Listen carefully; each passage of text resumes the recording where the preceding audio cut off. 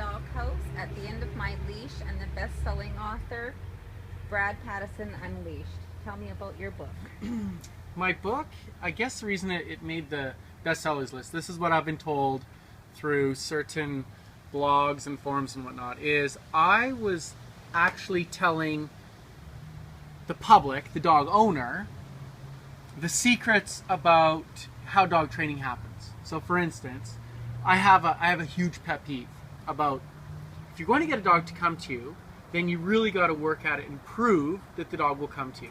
Okay? So if you'll notice that a dog trainer will walk a dog away and the dog is pulling, but then they turn around and they say, look how well the dog is walking with me. Okay, well, the dog wants to go back to you. Really, the test needs to be seen is, does the dog walk with that person who's managing the dog versus fighting it? And you want to make sure that the dog trainer doesn't empower themselves, but they empower the dog owner themselves. So Brad Pattison Unleashed was really about breaking the rules in the dog book industry. It was being gutsy, it was being honest, and at the end of the day, I want people to be accountable for their actions and how they train dogs, because anybody can train a dog. Yes. Right? Here's the treat. Oh, look, my dog's sat. Well, that's not dog training. That's just a gimmick, if you ask me. You want to make sure that you test the theories, test the education, and test your dog trainer. And if the dog trainer is all empowered about, hey, look what I can do, that's the wrong kind of dog trainer, in my opinion, because if the dog trainer isn't there with you, then where's your power? And that's what it comes down to. So at the end of the day, I look at different things with my book about being blunt, being straightforward. Some people say it's a little bit harsh, but at the end of the day, if it saves a dog's life, it's worth it. Very well said. Thank you. I'm going to ask you a few questions. Oh, yes. And these are fan questions, I understand. They are. Okay. 10 top fan questions. Whoa, 10. 10. Okay, it feels like I'm in the hot seat here. Okay, I'll give you a moment to Tea? tee it up. And Okay. There we go. All right. Top Okay. 10. Let's do this. First one. Why did you get into the dog training industry? The reason I got into the dog training industry was I had a dog daycare many years ago in Vancouver, British Columbia. From my clients' own word of mouth, they were saying, Brad, our dogs are not jumping up. Our dogs are not begging. Our dogs aren't pulling on leash. Our dogs are being so good. And I'm like, oh, well, that's so simple, because this is what I did and this is what you can do. And I started to create dog training outdoors instead of indoors, because it didn't make sense to me. There is no squirrel running through a room. There isn't a bicyclist. There isn't somebody on a skateboard. There isn't traffic. There isn't noise. There are all these things. So when I heard my clients say that they're super stoked about what they saw as a result of their dog coming to dog daycare, I thought, you know what, I need to implement certain aspects of what I'm learning. But my learning didn't come from me. It came from Desdemona, my border collie, Australian healer. She taught me about how dogs discipline. She taught me about hierarchy. She taught me that dogs have friends, dogs have socialization, dogs know rules and regulations about what goes on within a collective group. So I took that information and I applied it to what I now call street safety training. Very nice. What is the question you get asked the most by people about their dogs? Oh, there's a lot. I can I would imagine. say jumping up or coming when the dog is off leash in the park, on the trail, something of that nature. And you know, if you have a dog that I put it simply. Right now, if you want to get your driver's license, you need to go through all of these different levels. So you have to read a manual. Well, you actually have to go pick up the manual or download it online, study the manual, do a test, take some lessons, take another test, and it's all these steps until you get the privilege to be driving a vehicle without someone else in the vehicle. I've approached dog training very similar. Dogs are not allowed off leash until they can do basic things, such as sit stay for 3 minutes, come when they're called. And I'm talking not just 6 feet, I'm talking 60, 70 feet away, because if a dog does not come when it's called immediately, back on leash. So that would be equivalent to a police officer giving it a traffic ticket. Well, you didn't listen, you didn't abide by the rules, you lose your privilege. Simple as that.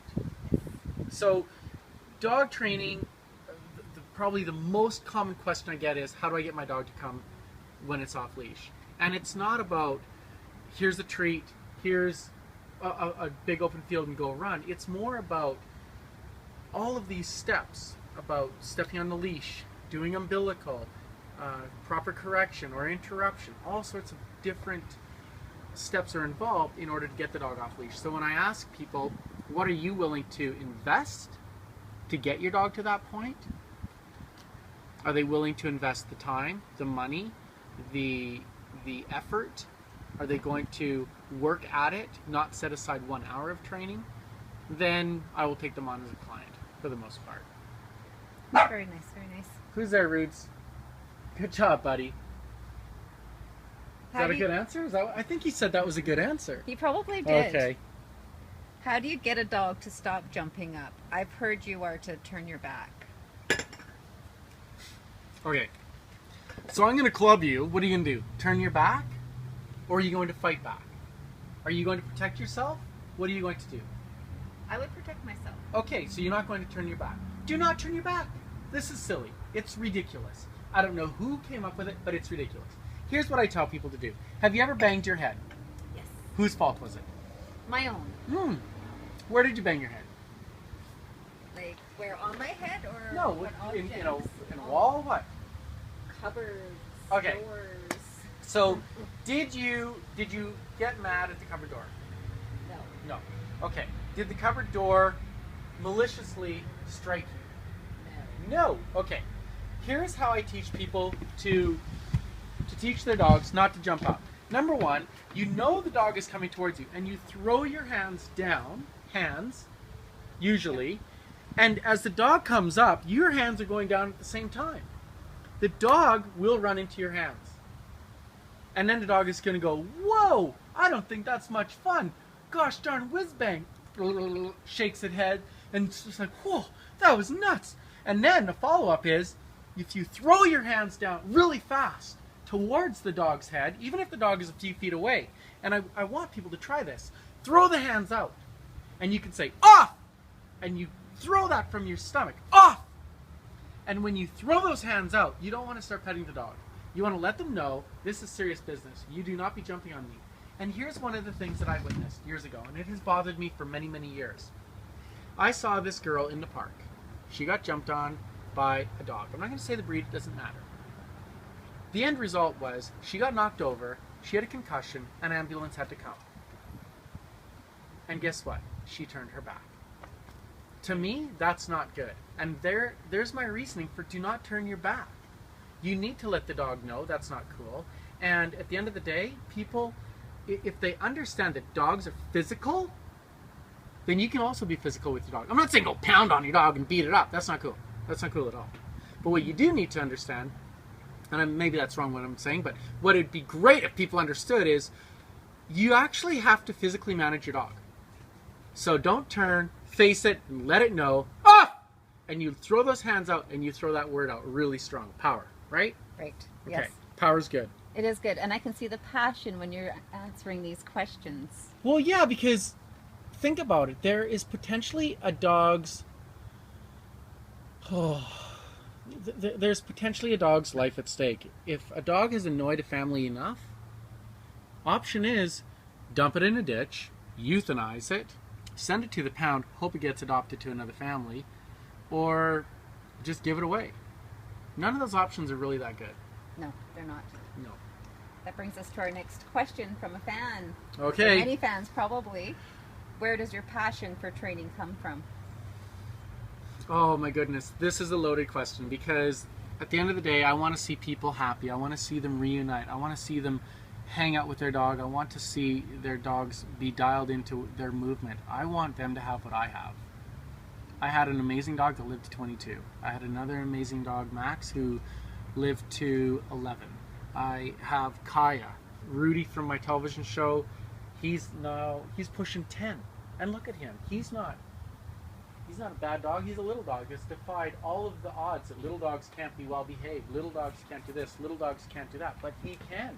and he does. So what drives me and where I get my passion is hearing about my clients share their stories and their enthusiasm about how amazing their DOG is. That is awesome.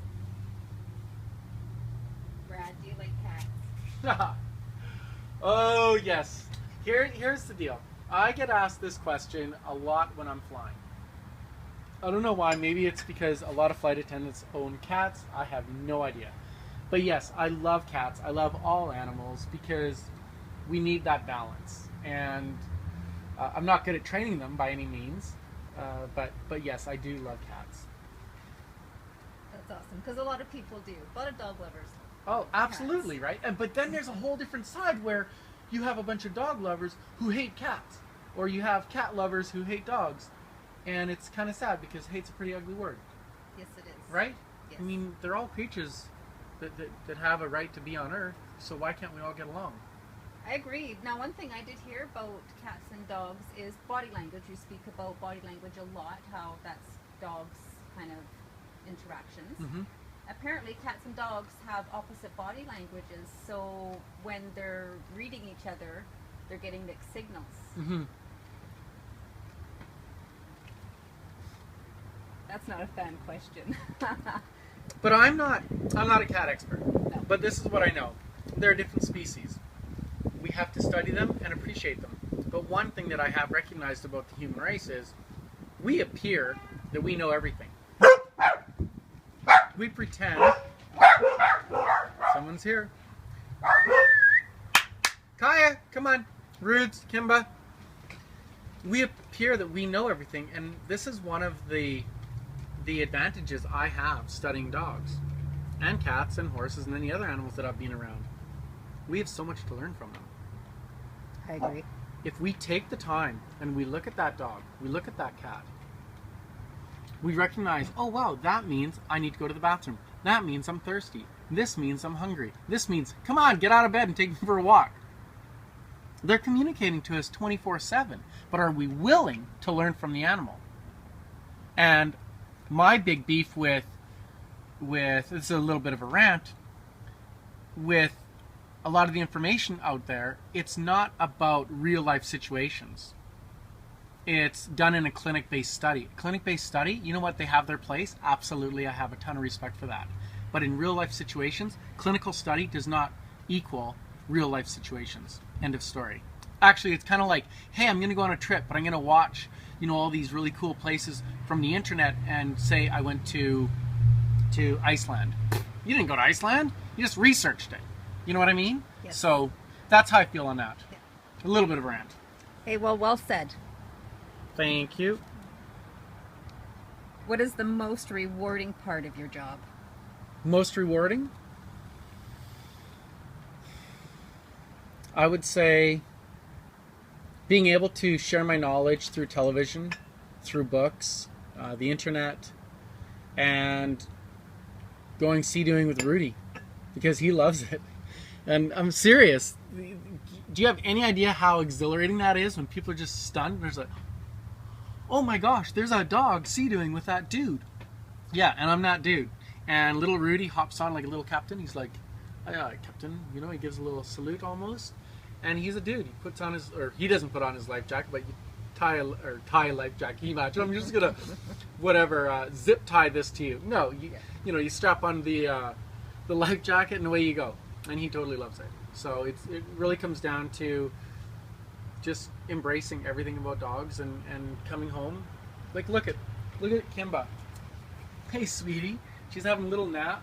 She's just chilling out, calm, cool, collected. This is what dog training. This is what having an amazing dog is all about. You want this. People want this. And this is what I deliver. And I have trainers around the globe. And this is what they deliver. And this is what I love. Absolutely love.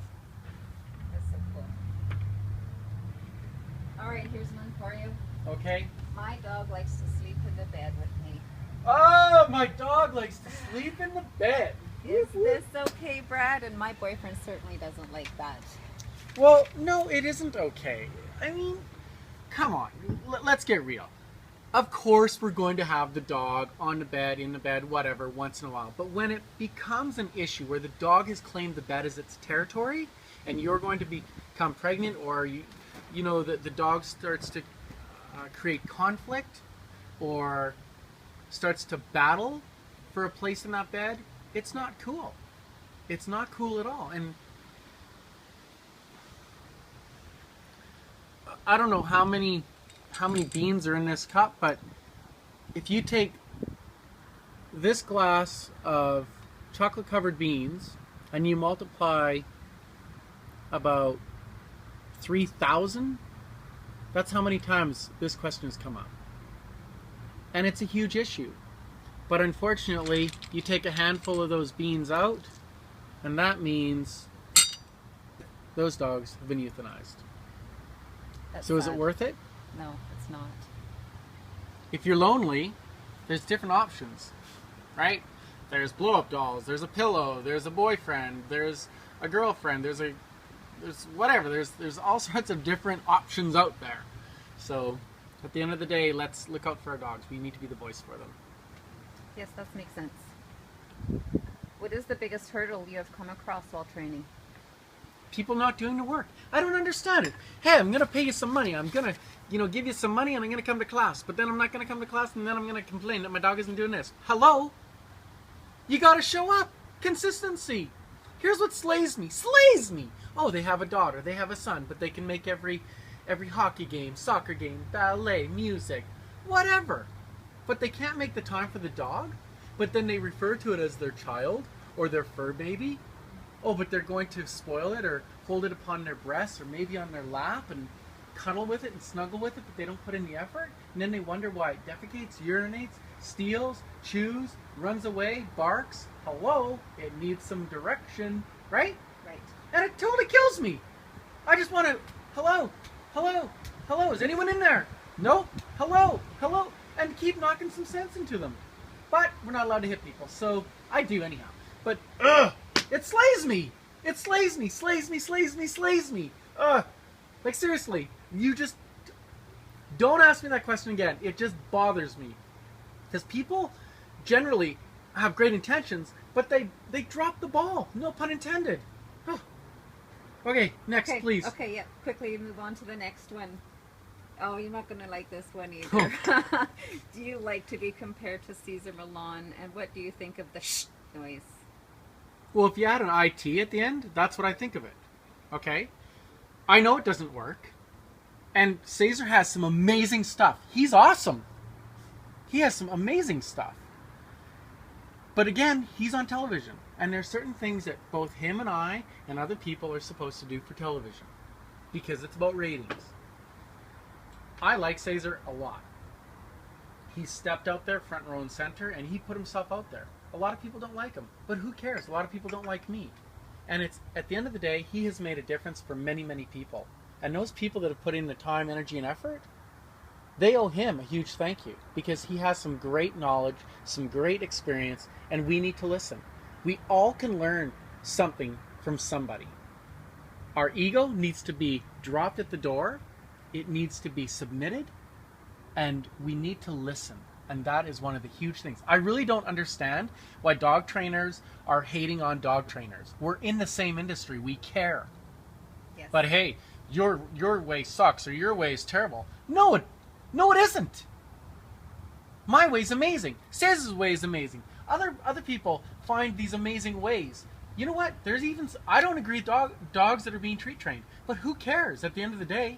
If this is working for this family, then kudos to that. How can I argue with that? So back to Cesar's question, I don't hate it. I appreciate it. I get asked it a lot. And I'm not going to slam him. I'm sure there's some things that he doesn't agree about me, but who cares? We're not going to agree on everything. But at the end of the day, we're in the same industry, so we need to work together. I agree. Teamwork. For sure. Unity. Rudy's, what's the business? And what are your thoughts on Victoria Stilwell? Victoria. I've never met the lady. She has a fancy getup. I like how she dresses. Not gonna lie. I like black. I like heels. Her hair's pretty. You know, again, I'm not gonna say anything bad about her. I haven't met the lady. I do know that, again, she has people over in the UK that love her, adore her. That's fantastic. The treat training industry applauds her. That's fantastic. If she's doing something right, if it's getting the successes that people want, and a dog is not being euthanized, a dog's problems are being resolved, kudos. Again, I would love to meet the lady. I would love to work alongside her. I'm sure she can teach me something. And that is cool because I get to take that knowledge and now pass it on to someone else. Isn't that a win-win? Oh, it absolutely would Absolutely. be. Yes. Can you imagine? Victoria, Cesar, Brad. It's like this awesome threesome right there. Yeah, share your knowledge and apply it. And Dr. Ian Dunbar, another smart man.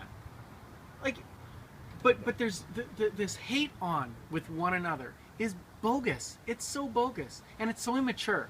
Like, we're supposed to not be...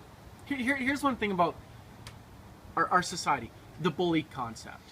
Don't bully, don't bully, don't bully. Then should we not be setting an example? If we're in the spotlight as a celebrity in the United States, Canada, the UK, and we have global representation of dog training. I'm huge in Brazil, massive in Mexico. So don't we have a responsibility? Don't we have a responsibility to say, hey, this is nonsense. We will set an example of what professionalism looks like. Is that not our responsibility? I would think so. People look to the media, they look to the magazines for their directions. Yeah, they want dirt. It would be... Oh, so-and-so did this. Who cares? Let's talk about good things. At the end of the day, it's about the DOGs. Yeah. Right? Absolutely. All right, this is going to be a good one. So let's end this with a good question, something that might bring that passion and excitement back with a big smile. Tell us who Rudy is. We often refer to him as a border collie. How come? Okay, Rudy. Hey, buddy. This is Rudy. And he was raised by... Yeah, he was raised by Des, a border collie healer cross, and Max, a border collie. A lot of people have noticed that Rudy acts like a border collie. He sees a border collie in the park, and he is really quick to socialize with them because he knows the border collie language. And I have to share this story. There's a border collie that was found in a farmer's field, and his name is Leo. And Rudy met Leo because Leo was looking for a home, and Rudy was playing with Leo, but Leo had no idea that Rudy knew the border collie code. And Rudy, he played with this border collie, couldn't get away from him. The border collie was running and turning and all sorts of fancy border collie moves, and Rudy was right there on a dime. Read every stride, every half second of movement. And I remember looking at this dog Leo, this look from the side, like, what? How do you know all this? How can you be right there on my heels still? Like, this little schnoodle was herding a border collie. It was epic. It was totally epic.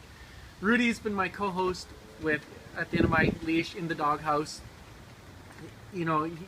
That little buddy I met when he was just nine weeks of age, and the cutest little thing. I have a photo of him with a pen in his mouth. Do you have a pen? No, I don't. Anyhow, he's got this pen in his mouth, and it's kind of like an extended French cigarette. I don't smoke, so maybe I'm wrong about the cigarette thing and being French, but it's really long, and he's got this tiny little head, and he's super gray, and he is just the cutest but most tenacious little bugger. He's just like, yeah, you want me to walk on a leash? Make me, punk. That's the kind of attitude he came with. You think Fonzie was cool? I'm 10 times cooler. He was just a little shyster at times, but he's a protector, he's a teacher, he's a guide. He's really tough on puppies though. He's like, you know how to get up there, do it. I was doing, I'll share this one last story. I was doing a seminar in Brooks, Alberta a few weeks back. This big 110-pound dog, mixed breed, wouldn't go up on top of the picnic table. 110 pounds. Like, really? You cannot get up on a picnic table? Rudy has had enough of this dog fighting me and giving me the big what for, And Rudy gets on his heels, barks at him about 6 times, and that dog just jumped up like nothing. So Rudy is an awesome little co-star. He's a great teacher. He's a mentor, and he's just a dude. Sounds like a rock star. Oh yeah, totally. Thank you very, very much for this interview. I really appreciate it. Thank you very much, Brad, and I really hope you continue to educate the community, the dog owners, and everybody else out there as well. Oh yeah, I will. Thank you.